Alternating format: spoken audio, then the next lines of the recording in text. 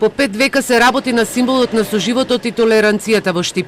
Во објектот познат како црквата Свети Илија или Хуса Медина Пашина џамија, од денеска влегува и на него работат штипските археолози.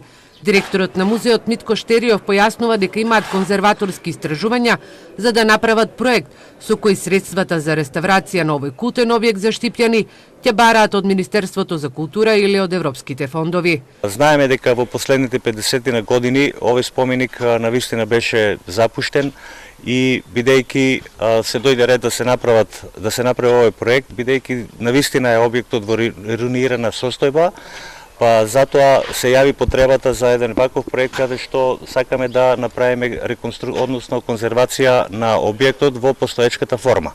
Изминатите децени имаше и проблеми со тоа на кого му припаѓа објектот, но Штериов забележува дека е пред се споменик на културата од втор степен. Во првата фаза, односно од 50-тите години, односно од 50-та година до 55-та, беше музеј, потоа во еден период беше даден на исламската верска заедница, потоа со судско решение припадна на МПЦ, меѓутоа суштината е тоа дека тоа е во собственост на државата и е споменик на културата. Штипскиот музеј има за цел да го отвори овој објект за културни настани, а за него се поврзани и низа на приказни и легенди. Изминатите години беше мета на дивите копачи од земјеве и странство, кои со мапи во раците и специјални апарати низ него бараа и закопано злато.